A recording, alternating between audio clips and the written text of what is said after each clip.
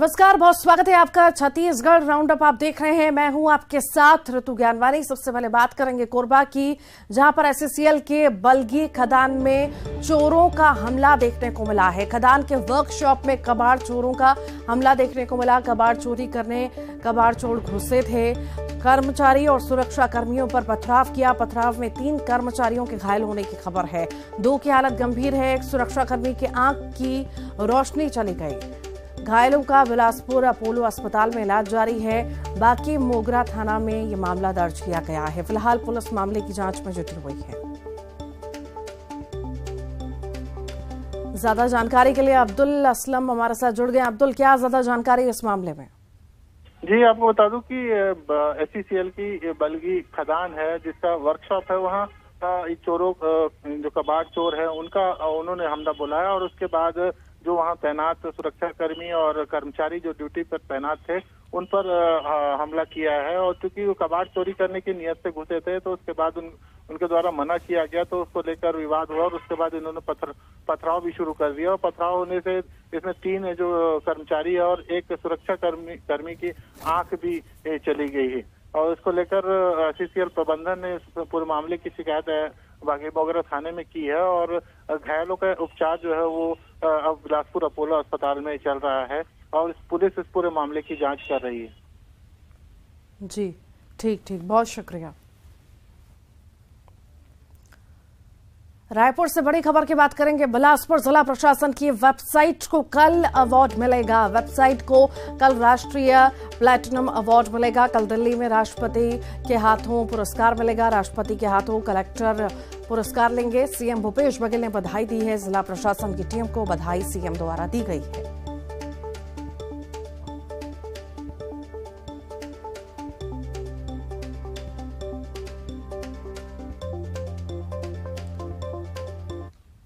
रायपुर से बड़ी खबर है। छत्तीसगढ़ में बढ़ सकती है कड़ाके की ठंड। मौसम विभाग ने अलर्ट जारी किया है। उत्तर और दक्षिण इलाके में कड़ाके की ठंड की आशंका है। बस्तर में न्यूनतम तापमान 6 डिग्री तक गिर सकता है। उत्तर छत्तीसगढ़ में 2 से 4 डिग्री तक गिरावट की उम्मीद है। उत्तर से आ रही शुष्क और ठंडी हवा का असर दिखा जा रहा है। कोरिया का न्यूनतम तापमान 4.1 degree, Ambikapur 6.6 degree, Pendra road 9.2, तो वहीं कोरबा का तापमान 10.9 डिग्री दर्ज हुआ है। प्रदेश में उत्तर से ठंडी और शुष्क हवाओं का आगमन प्रारंभ हो गया है, जिसके कारण से प्रदेश में न्यूनतम तापमान के साथ ही अधिकतम तापमान में भी कुछ जगह पर गिरावट दर्ज की गई है। सबसे कम न्यूनतम तापमान कोरिया जिले में 4.1 डिग्री सेल्सियस दर्ज किया गया है, जबकि अंबिकापुर में 5.1 डिग्री सेल्सियस दर्ज किया गया है। शेष सभी स्थानों पर लगभग या तो सामान्य है या सामान्य से थोड़ा बहुत ऊपर है। अधिकतम तापमान में देखें तो अभी फिलहाल सरगुजा संभाग में करीब 4.5 डिग्री सेल्सियस कम है, जो कि शीत दिवस के रूप में जाना जाता है। रायपुर से बड़ी खबर की बात करेंगे। सीएम भूपेश बघेल का केंद्र पर निशाना है। कोर्ट के आदेश पर बन रहा है राम मंदिर। कोर्ट ने आदेश दिया तब जाकर बन रहा है राम मंदिर, ऐसा सीएम भूपेश बघेल ने कहा। राम वन पथ गमन बनाने का कोर्ट से हमें आदेश नहीं मिला। हम वोट की नहीं बल्कि काम की राजनीति करते हैं, ऐसा सीएम ने बयान दिया है। न्यायालय के आदेश पर बना है, कोई भारतीय जनता पार्टी ने नहीं बनाया। अरे स्वदेश नीचे कर भाई, चेहरा ही नहीं दिख रहा है। ट्रस्ट बनाया गया, संगठन बनाया गया सुप्रीम कोर्ट के आदेश पर, उससे बन रहा है। भारतीय जनता पार्टी नहीं बना रही।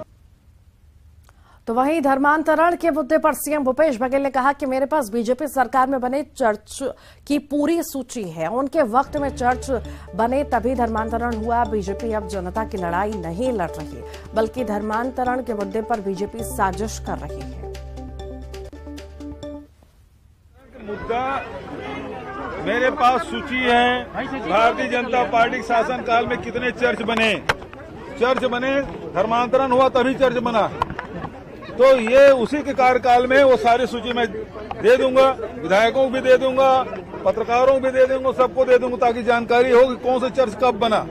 और ये भारतीय जनता पार्टी अब लड़ नहीं पा रही है, तो केवल धर्मांतरण और सांप्रदायिकता दो ही मुद्दे हैं जिसमें उसकी मास्टरी है, वो करने जा रहे हैं। लेकिन मैं स्पष्ट करना चाहता हूं कि उसके कोई भी षड्यंत्र है वो सफल नहीं होगा, असफल ही होगा। रायपुर से बड़ी खबर है। चौपाटी के विरोध में उतरे हैं पूर्व सीएम रमन सिंह। चौपाटी के निर्माण से असामाजिक तत्वों को बढ़ावा मिलेगा। सीएम भूपेश बघेल के राम मंदिर के बयान पर भी उन्होंने पलटवार किया। राम मंदिर करोड़ों लोगों की आस्था का प्रतीक है। पीएम मोदी और लोगों की दृढ़ इच्छा शक्ति के कारण निर्माण हो रहा है। छोटा सा मंदिर बनाकर दिखा दे सीएम भूपेश बघेल। धर्मांतरण को लेकर भी निशाना साधा है।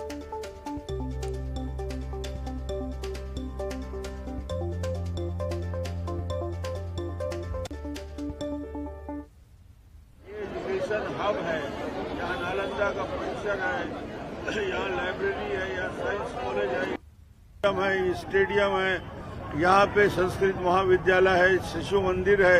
ये पवित्र परिसर है। इसको इस प्रकार के चौपाटी बना के नशाखोरी का अड्डा ना बनाए।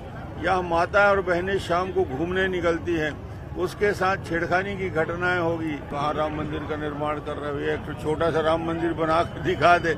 राम मंदिर करोड़ों लोगों की आस्था का प्रतीक है और इसलिए कई सौ साल के बाद रामलला कहाँ बैठते थे टाट में, उनको आज राम मंदिर का निर्माण का काम हुआ और सुप्रीम कोर्ट में हुआ। मगर सरकार और मोदी जी की दृढ़ इच्छा शक्ति थी, समाज की दृढ़ इच्छा शक्ति थी, जिसकी वजह से बना। भूपेश बघेल एक छोटा सा मंदिर बना के दिखा दे पूरे छत्तीसगढ़ में। पुलिस ने जिस प्रकार नंगा नाच किया है, आदिवासी को प्रताड़ित किया जा रहा है, पूरा बस्तर बंद रहा। एक प्रकार से आतंकराज ईसाई मिशनरी के गोद में बैठा हुआ है भूपेश बघेल और उसके संरक्षण में पूरे छत्तीसगढ़ में धर्मांतरण का कुचक।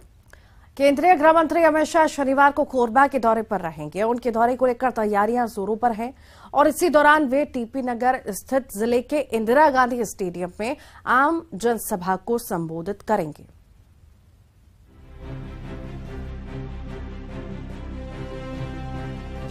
छत्तीसगढ़ में बीजेपी को बूस्टर डोज देंगे अमित शाह। छत्तीसगढ़ चुनाव का बिगुल फूकेंगे अमित शाह। चुनावी जनसभा को संबोधित करेंगे अमित शाह। केंद्रीय गृह मंत्री अमित शाह कल कोरबा के इंदिरा स्टेडियम से छत्तीसगढ़ विधानसभा चुनाव का बिगुल फूकेंगे, जिसको लेकर तैयारियां जोरों पर हैं। अमित शाह दोपहर 2:30 बजे कोरबा पहुंचेंगे और उसके बाद मां सर्वमंगला मंदिर में पूजा अर्चना के बाद वो सीधे इस इंदिरा स्टेडियम के सभा स्थल पर पहुंचेंगे। आप देख सकते हैं कि सभा स्थल में तैयारी जो है वो जोरों पर है। यहाँ भव्य मंच बनाया जा रहा है और जो तैयारी जो है मंच से लेकर बैठने की व्यवस्था को लेकर यहाँ पर से जो तैयारी जो कर रही है वो नागपुर की टीम और बिलासपुर और रायपुर की टीम के द्वारा यहाँ पर उसका भव्य तैयारी किया जा रहा है, ताकि अमित शाह का जो दौरा है और जो सभा है आम सभा वो यहाँ पास अच्छे से हो सके। अमित शाह का कोरबा दौरा प्रदेश की सियासत और खासकर बीजेपी के लिए अहम है। बीजेपी चुनावी राज्यों पर फोकस करना शुरू कर चुकी है। छत्तीसगढ़ में 15 साल तक सत्ता में रही बीजेपी का फिलहाल विपक्ष काल चल रहा है। इस बीच कुछ सियासी रणनीतियों का बूस्टर डोज भी शाह स्थानीय नेताओं को दे सकते हैं। सभा और सरकारी काम के अलावा पार्टी के नेताओं की बैठक लेने का भी विशेष शेड्यूल रखा गया है। कोरबा में एक जनसभा को संबोधित करेंगे और मां सर्वमंगला से आशीर्वाद भी वो प्राप्त करेंगे और तत्पश्चात कोरबा लोकसभा के कोर ग्रुप की बैठक भी वो लेने वाले हैं। कार्यक्रम की तैयारियां जोर शोर से चल रही है। हमारे चारों संगठनात्मक जिले के सभी पदाधिकारी इस कार्यक्रम को ऐतिहासिक बनाने में पूरी ताकत से जुटे हुए हैं। केंद्रीय मंत्री अमित शाह के दौरे को लेकर प्रशासन चाक चौबंद सुरक्षा व्यवस्था में जुटा हुआ है। अमित शाह की सुरक्षा के लिए 1500 जवान तैनात रहेंगे। इंदिरा स्टेडियम में कोरबा पुलिस ने 3 लेयर सुरक्षा व्यवस्था कर रखी है। ये उनका आगमन कुल 3 जगहों पे निर्धारित है। उसके हिसाब से जिले में सुरक्षा व्यवस्था की जा रही है। एक तो जिले में आउटर में जो है ऑलरेडी हम लोग चेकिंग जारी कर दिए हैं। साथ साथ जो उस दिन की सुरक्षा व्यवस्था है वो त्रिस्तरीय सुरक्षा व्यवस्था रहेगी। एक तो उनके साथ के सिक्योरिटी के लोग भी आते हैं, वो भी एक एक्स्ट्रा लेयर रहेगी। लगभग 1200 से 1500 जवान, न्यूनतम इतने जवान जिले में लगाए जा रहे हैं। अमित शाह के इस कार्यक्रम को ऐतिहासिक बनाने के लिए बीजेपी के सभी नेता जुटे हुए हैं। वहीं प्रशासन भी सुरक्षा को लेकर पूरी तरह से अलर्ट है। केंद्रीय गृह मंत्री अमित शाह का दौरे को लेकर सुरक्षा के इंतजाम किए जा रहे हैं। इस वक्त हम प्रियदर्शनी इंदिरा स्टेडियम में मौजूद हैं। आप देख सकते हैं कि जो पुलिस के जवानों को यहाँ पर ड्यूटी के लिए लगाया गया है, जो पूरे छत्तीसगढ़ से अलग अलग रेंज से जो है वो बुलाए गए हैं। तकरीबन 1500 से अधिक पुलिस बल जो है वो अमित शाह के सुरक्षा में तैनात रहेगा। वो 3 लेयर की सुरक्षा 3 लेयर की सुरक्षा जो है वो लगाई गई है अमित शाह के इस पूरे दौरे को लेकर। न्यूज़ 18 छत्तीसगढ़। रायगढ़ जिले में बिजली विभाग उपभोक्ताओं से बिजली बिल की वसूली नहीं कर पा रहे। आलम यह है कि गैर शासकीय उपभोक्ताओं और शासकीय विभागों से 294 करोड़ रुपए से अधिक का बिजली बिल विभाग को वसूल करना है। निजी उपभोक्ताओं से बिजली विभाग के कर्मचारी घर घर जाकर वसूली तो कर रहे हैं, लेकिन शासकीय विभागों में केवल नोटिस दिया जा रहा है।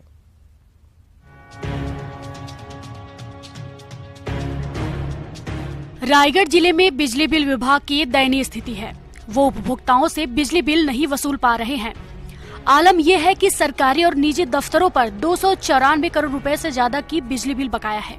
इसके लिए बिजली विभाग ने कई सरकारी और गैर सरकारी संस्थाओं को बकाया बिजली बिल जमा करने के लिए नोटिस जारी कर रहे हैं। अभी वर्तमान में रायगढ़ वृत्त में टोटल 294 करोड़ का बकाया राशि है, जिनमें से गैर शासकीय 109 करोड़ रुपए है और शासकीय का 185 करोड़ रुपया है। तो हम लोग शासकीय में तो नोटिस जारी किए हैं बिल भुगतान करने के लिए, समय अवधि के अंदर भुगतान कर दें करके, और जो गैर शासकीय उपभोक्ता हैं उनके लाइन काटी जा रही है। साथ ही उनको नोटिस दिया जा रहा है, फ़ोन में उनसे भुगतान करने के लिए प्रेरित किया जा रहा है और अलग अलग टीम बनाकर अलग अलग वितरण केंद्रों में इसको बकाया राशि वसूली के लिए हर प्रकार से प्रयास किया जा रहा है। आइए आपको बताते हैं कि किन संस्थान पर कितना बिजली बिल बकाया है। जिले के ग्राम पंचायतों पर 121 करोड़ रुपए का बिजली बिल बकाया है, जिसमें से 110 करोड़ रुपए नल जल के लिए बिजली दिया गया है, जबकि 10 करोड़ रुपए की ग्राम पंचायतों ने लाइट जलाई है। इसके अलावा नगरीय निकायों पर कुल 52 करोड़ रुपए का बिजली बिल बकाया है, जबकि स्कूल शिक्षा विभाग पर 7 करोड़ 62 लाख रुपए बकाया है और महिला बाल विकास विभाग पर 1 करोड़ 82 लाख रुपए का बिजली बिल बकाया है। इसके अलावा पुलिस विभाग, अस्पताल जैसे कई बड़े विभाग में लाखों रुपए के बिजली बिल बकाया है।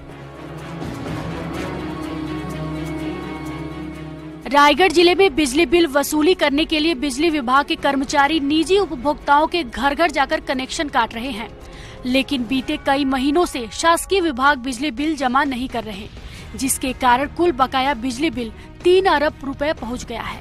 Bureau report, news 18।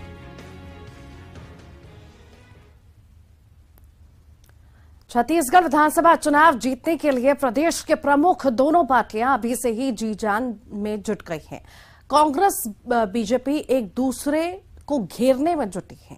धर्मांतरण, आदिवासी आंदोलन सहित कई मुद्दे उठाए जा रहे हैं, लेकिन इन सब के बीच प्रदेश सरकार के लिए सबसे बड़ी मुसीबत सामने आ खड़ी है, वो अनियमितीकरण कर्मचारियों और नियमित कर्मचारियों के चुनावी साल में तेज हो रहे आंदोलन की।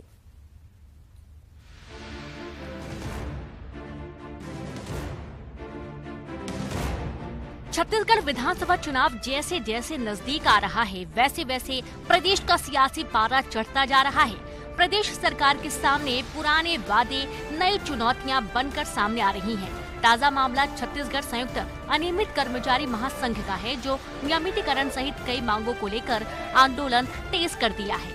8 जनवरी को संविदा कर्मचारी एक बड़ी बैठक करने जा रहे हैं, जिसमें आंदोलन की रूपरेखा तैयार की जाएगी।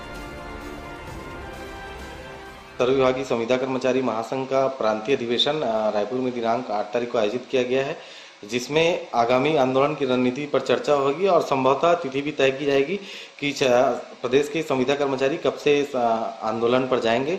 चूंकि विगत कई वर्षों से संविदा कर्मचारी अपने नियमितीकरण की मांगों को लेकर संघर्षरत है और सरकार के द्वारा इस दिशा में घोषणा पत्र में वायदा करने के बावजूद अभी तक कोई भी पॉजिटिव पहल नहीं किया गया है, तो इसलिए संविदा कर्मचारी उद्वेलित हैं। वहीं अनियमित कर्मचारी संघ 15 जनवरी को बड़ी बैठक करने जा रहे हैं, जिसमें सरकार को घेरने की रणनीति बनाई जाएगी। इस बैठक में प्रदेश भर के 50,000 से अधिक कर्मचारी शामिल होंगे। मैं बताना चाहूंगा कि वर्तमान सरकार ने सत्ता में आने पूर्व हमें 10 दिन में नियमित करने का वादा किया था, लेकिन अत्यंत खेद के विषय है कि आज 4 साल होने के उपरांत भी प्रदेश के लाखों अनियमित कर्मचारियों के संबंध में सरकार किसी प्रकार के निर्णय नहीं ले रही है, जिससे प्रदेश के लाखों अनियमित कर्मचारी काफी आक्रोशित एवं व्यथित है। अपनी मांग को प्रमुखता रखने के लिए 50,000 से अधिक अनियमित कर्मचारी 15 जनवरी 2023 को उपस्थित हो रहे हैं। छत्तीसगढ़ में 2,34,000 ऐसे कर्मचारी हैं जो अपनी मांगों को लेकर बीते 4 सालों से लगातार धरना प्रदर्शन कर रहे हैं और वो प्रदेश सरकार के खिलाफ काफी नाराज हैं। ऐसे में प्रदेश सरकार के सामने नियमित और अनियमित लाखों कर्मचारियों को चुनाव से पहले साधने की चुनौती है। युगल तिवारी, न्यूज़ 18, छत्तीसगढ़। छत्तीसगढ़ में धर्मांतरण को लेकर चल रहे विवाद के बीच जशपुर में अखिल भारतीय जनजातीय सुरक्षा मंच के बैनर तले हजारों आदिवासियों ने रैली निकाली। आदिवासियों ने कलेक्ट्रेट पहुंचकर राष्ट्रपति के नाम ज्ञापन सौंपा। जनजातीय सुरक्षा मंच के राष्ट्रीय संयोजक गणेश राम भगत ने प्रदेश सरकार पर निशाना साधा। उन्होंने आरोप लगाया कि नारायणपुर में निर्दोष हिंदू आदिवासियों को जबरन पकड़कर जेल में बंद किया जा रहा है। बस्तर आज जल रहा है, हमारे निर्दोष लोगों को और जेल में ठूसा जा रहा है। आज हम महामहिम राष्ट्रपति को कलेक्टर के माध्यम से ज्ञापन देने के लिए आए हैं। जांजगीर चांपा से बड़ी खबर की बात करेंगे। पति ने पत्नी की हत्या की है। कुल्हाड़ी मारकर पत्नी की हत्या की। अवैध संबंध की आशंका में वारदात को अंजाम दिया। हत्या के बाद आरोपी पति फरार बताया जा रहा है। शिवरी नारायण थाना क्षेत्र के वार्ड नंबर 1 की यह घटना है। शिवरी नारायण पुलिस फिलहाल जांच में जुटी हुई है। उमरिया से इस वक्त की बड़ी खबर है। बांधवगढ़ में कोरोना की दस्तक देखने को मिली है। ब्रिटिश महिला पर्यटक में कोरोना की पुष्टि हुई है। रिसोर्ट में महिला को क्वारंटाइन किया गया। सर्दी जुकाम की शिकायत पर टेस्ट कराया गया था। जबलपुर एयरपोर्ट पर कोरोना टेस्ट हुआ। आज रिपोर्ट मिलते ही स्वास्थ्य विभाग की टीम सक्रिय हो गई।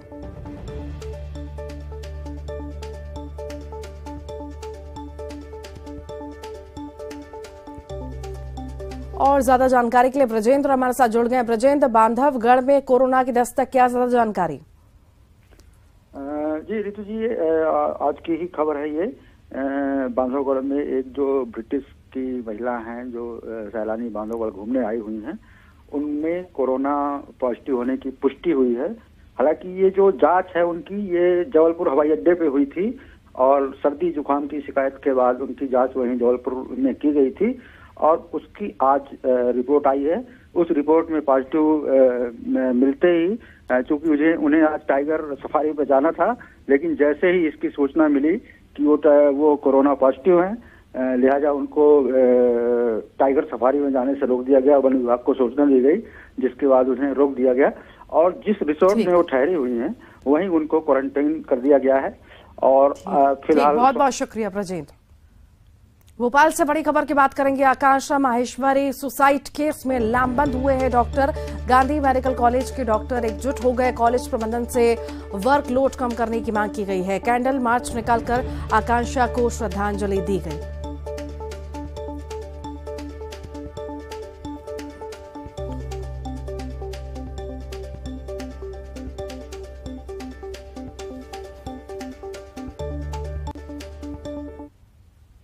राजधानी भोपाल के गांधी मेडिकल कॉलेज में, जहां पर हाल ही में डॉक्टर आकांक्षा ने सुसाइड किया और उनके तमाम जो साथी हैं, जो उनके साथ यहाँ काम करते थे, उनके साथ पढ़ाई करते थे, ड्यूटी करते थे, वो आज उनकी याद में यहाँ पर एकजुट हैं, उन्हें श्रद्धांजलि दे रहे हैं। डॉक्टर आकांक्षा हमारे बीच नहीं है, लेकिन उनका जाना और अपनी जीवन लीला समाप्त करना कई तरीके के सवाल खड़े कर रहा है कि आखिर ऐसी क्या मजबूरी आन पड़ी, ऐसी क्या वजह आ गई जो उन्हें इतना बड़ा कदम उठाना पड़ा।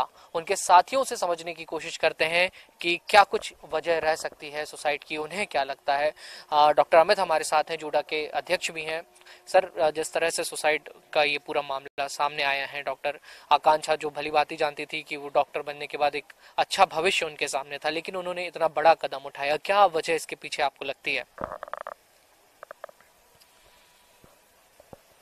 देखिए, कारण कई हो सकते हैं, लेकिन महत्वपूर्ण कारणों में से एक दो कारण ही आते हैं, और वो ये हैं कि कार्य का ज़्यादा भार होना, अपना डिपार्टमेंट अगर वो छोड़ना चाहती थी तो वो सही समय पे न छोड़ पाना, और हो सकता है कि जो 30 लाख का बॉन्ड है, अगर वो न होता तो शायद वो डिपार्टमेंट छोड़ के जा सकती थी।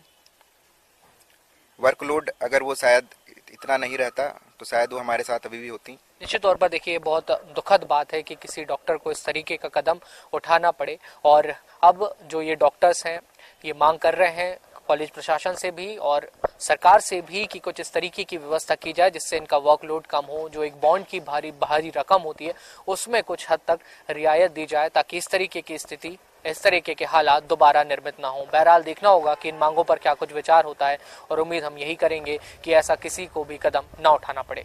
वीडियो जर्नलिस्ट खिलान सिंह के साथ न्यूज़ 18 के लिए भोपाल से। और आइए